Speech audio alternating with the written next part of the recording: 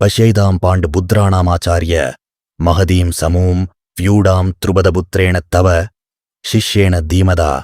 துரியோதனன் பாண்டவர்களின் சேனைகளை தனது குருவான துரோணாச்சாரியாரிடம் சுட்டிக்காட்டி எச்சரிக்கிறான்.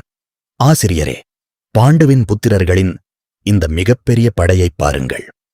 இது உங்களது புத்திசாலித்தனமான சீடரான துர்பதனின் மகனால், அதாவது திருஷ்டத்யுமனால் வியூகமாக வகுக்கப்பட்டுள்ளது. தேளொன்று காப்பாற்றியவரையே பொருட்படுத்தாது கொட்டுகிறது. அதுபோல துரியோதனன் தன் குருவையே அவமதிக்கிறான். துருபதன் மகனுக்கும் பாண்டுவின் மக்களுக்கும் நீர் வில்வித்தை கற்பித்தது மடமைக்கு ஒப்பாகும். அதோ அவர்கள் உம்மை கொள்ள வருகிறார்கள் பாருங்கள் என்று அவன் ஆசிரியரை ஏசுகிறான். சீர்தூக்கி பார்க்குமிடத்தில் பாண்டவர்களுடைய சிறிய படையையும் பெரிய படையென்று துரியோதனன் சொல்லுவது அவன் அடைந்துள்ள கலக்கத்தை விளக்குகிறது. அவன் இறுதியில் அடையப் போகும் தோல்விக்கும் அது அறிகுறியாகும்.